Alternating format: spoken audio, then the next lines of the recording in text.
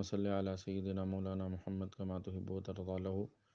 قال النبي صلى الله تعالى عليه وسلم: الكيس من دان نفسه وعمل لما بعد الموت والعاجز من اتبع نفسه وهواها وتمنى على الله، او كما قال عليه الصلاۃ والسلام. آپ صلی اللہ تعالیٰ علیہ وسلم نے فرمایا کہ عقلمند آدمی وہ ہے کہ جو اپنا محاسبہ کرتا رہے اور مرنے کے بعد کے لیے عمل کرے، اور وہ آدمی بیوقوف ہے کہ جو خواہشات نفس کی پیروی کرتا رہے اور اللہ تعالیٰ سے لمبی لمبی اور بڑی بڑی آرزویں بھی کرتا رہے۔ اس حدیث پاک سے ایک خاص بات جو معلوم ہو رہی ہے وہ یہ کہ ہم اپنا ہر وقت محاسبہ کرتے رہیں، ہر آن ہر گھڑی ہم اپنا محاسبہ کرتے رہیں، سوچتے رہیں کہ ہم نے کتنے اچھے کام کیے ہیں اور کتنے برے کام کیے ہیں۔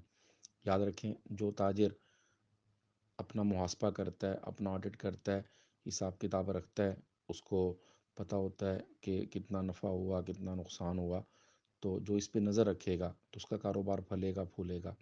بالکل اسی طرح جو ایمان والا، جو مسلمان اپنے اعمال کا محاسبہ کرتا رہے گا اور اپنے اوپر نظر رکھے گا تو آہستہ آہستہ اس کی ایمانی کیفیات میں بھی اضافہ ہوگا اور اس کے اعمال میں بھی اضافہ ہوگا۔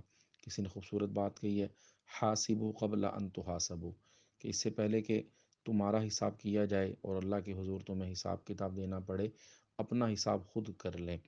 تو عام حالات میں بھی حدیث مبارکہ سے یہ بات ثابت ہو رہی ہے کہ ایک مسلمان کو سوچنا چاہیے، اور اس کا طریقہ یہ لکھا ہے کہ کم از کم رات کو ہم جب سونے کے لیے لیٹتے ہیں کبھی غور تو کریں کہ پورے دن میں ہم نے کتنے اچھے کام کیے کتنے برے کام کیے۔ نماز ہمارے ذمہ فرض ہے، آیا وہ ہم نے پڑھی، ہم نے قرآن پاک کی تلاوت کی، ہم نے کچھ ذکر کیا، ہم نے کچھ اللہ تعالیٰ کو یاد کیا، ہم نے دعا کتنی مانگی۔ اچھے کاموں کو بھی سامنے رکھیں اور اسی طرح برائیوں کے بارے میں سوچیں کہ خدا نہ خواستہ میری نظر تو غلط استعمال نہیں ہوئی، میرے کانوں نے غلط تو نہیں سنا، تو جو اچھے کام سامنے آئیں اس پہ اللہ کا شکر کریں اور اللہ سے مزید بہتری کی توفیق مانگیں، اور جو گناہ ہوئے ہوں اس پر استغفار کریں۔ کم از کم اتنا درجہ تو ہر مسلمان کو حاصل ہونا چاہیے، اور سونے سے پہلے اپنا محاسبہ اسے عام حالات میں ضرور کرنا چاہیے۔ اس کے علاوہ بھی چلتے پھرتے اٹھتے بیٹھتے ہر وقت اپنے اوپر انسان خود نگرانی کرتا رہے کہ میں کیا غلط کر رہا ہوں اور کیا صحیح کر رہا ہوں۔ عام حالات میں بھی یہ محاسبے کا حکم ہے جو اس حدیث مبارکہ سے ثابت ہو رہا ہے، اور ایسے آدمی کو آپ صلی اللہ تعالیٰ علیہ وسلم عقل مند فرما رہے ہیں کہ یہ آدمی عقل مند ہے۔ ایک آدمی ہے، اس کی زندگی جانوروں کی طرح ہے، اس کو یہ پتہ ہی نہیں ہے کہ میں نے زندگی کا مقصد کیا ہے، صرف کمانا اور کھانا۔ یہ چیزیں تو یاد رکھیں، یہ لوگ یہ چیزیں جانور بھی کرتے ہیں۔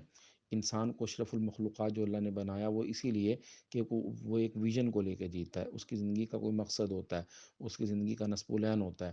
تو آپ صلی اللہ تعالیٰ علیہ وسلم فرما رہے ہیں کہ جو آدمی عمل بھی نہ کرے اور پھر لمبی لمبی خواہشیں بھی کرتا رہے کہ ٹھیک ہے اللہ معاف کر دیں گے، اللہ غفور الرحیم ہے، تو یاد رکھیں اللہ غفور الرحیم ضرور ہے، لیکن اللہ نے ایک قانون بھی بنایا ہے، اللہ تعالیٰ نے ایک نظام بھی بنایا ہے۔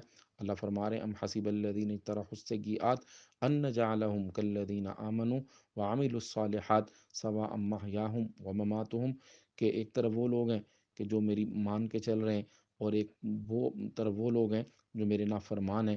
اللہ فرماتے ہیں نہیں، یہ غلط گمان ہے، یہ برابر نہیں ہو سکتے، ان کا مرنا جینا برابر نہیں ہے۔ امن ہوا قانت آناء اللیل ساجدہ، ایک آدمی اللہ کا فرما بردار ہے، راتوں کو اٹھ کے نمازوں میں روتا ہے، اور دوسرا آدمی اللہ کا نافرمان ہے۔ اللہ فرماتے ہیں برابر نہیں ہے۔ وما یستوی الاعمی والبصیر، جیسا کہ ایک بینا اور نابینا برابر نہیں ہو سکتے، ولا الظلمات ولا النور، اندھیرے اور روشنی برابر نہیں ہو سکتے، ولا الظل ولا الحرور، سایہ اور دھوپ برابر نہیں ہو سکتے۔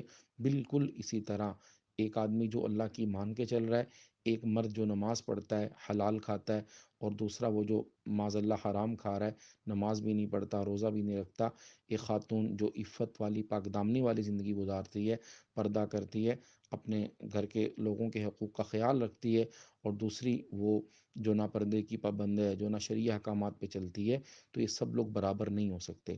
وَتَمَنَّا عَلَى اللَّهِ، ایک آدمی عمل بھی نہیں کر رہا اور پھر آرزویں بھی رکھ رہا ہے جیسا کہ آج کا مسلمان کرتا ہے، تو اللہ کے پیارے نبی صلی اللہ تعالیٰ علیہ وسلم فرما رہے ہیں کہ یہ آدمی عقل مند نہیں ہے، یہ آدمی بیوقوف ہے۔ خواہ دنیا کا سارا مال و متاع اسے حاصل ہو جائے لیکن وہ پھر بھی بیوقوف ہے، کیونکہ یاد رکھیں ہم مسلمان ہیں، ہمارا جو مطمع نظر ہے، ہمارا جو مقصد ہے وہ آخرت ہے، دنیا تو گزارے کی جگہ ہے۔ تو عام حالات میں بھی محاسبے کا حکم ہے۔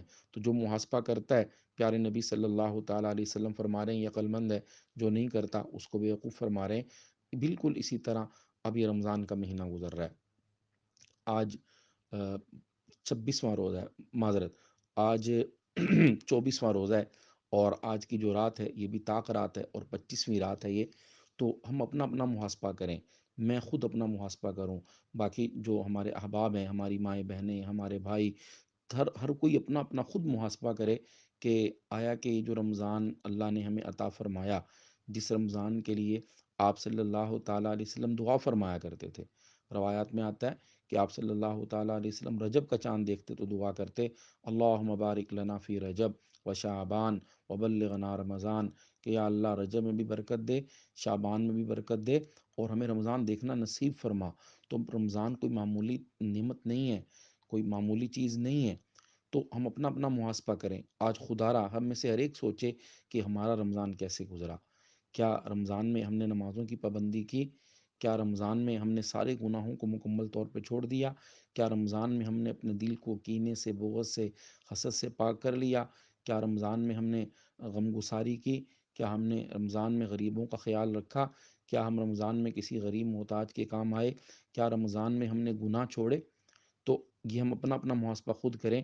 اگر تو یہ سارے کام ہوئے ہیں تو اللہ کا شکر ادا کریں، اور اگر نہیں ہوئے تو ابھی بھی وقت ہے ہمارے پاس، ابھی بھی ہمارے پاس وقت ہے۔ ہم جو پہلے غفلت میں دن گزرے اس سے توبہ کریں اور آئندہ کے لیے عزم کریں۔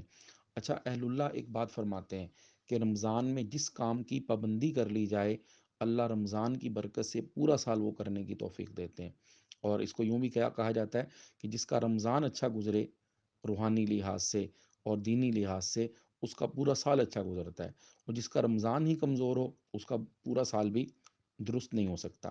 تو ہم کم از کم یہ نیت کر لیں کہ یہ رمضان ہے، اس کی برکت سے ہم یہ طے کر لیں کہ بس اب جو نماز شروع کی ہے نا، یہ ہمارے ذمہ فرض ہے، اس کو تو ہم نے کبھی نہیں چھوڑنا، یہ ہم طے کر لیں۔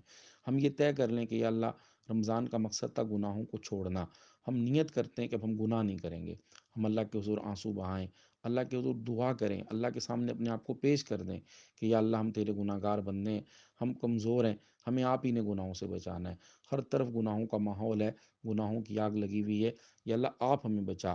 اگر ہم اللہ سے مانگیں گے تو ایسا ہو ہی نہیں سکتا کہ اللہ ہمیں نہ بچائے۔ تو کم از کم اتنا ضرور کریں، ہم لوگ جو بقیہ دن رہ گئے اس میں پابندی سے نماز بھی ادا کریں، اور تراویح کا بھی اہتمام کریں۔ پہلے بھی عرض کیا، تراویح سنت موقدہ ہے۔ سنت موقدہ کا مطلب یہ ہوتا ہے کہ جو بندہ تراویح نہیں پڑھ رہا وہ گناہ گار ہو رہا ہے۔ 20 رکعت تراویح پڑھنا سنت موقدہ ہے۔ تو بقیہ جو دن رہ گئے اس میں تراویح کا اہتمام کریں، فرض نماز کا اہتمام کریں، اور گناہوں سے اپنے آپ کو بچائیں۔ موبائل کا جو بے جا استعمال ہے اس سے اپنے آپ کو بچائیں، آنکھوں کی حفاظت کریں۔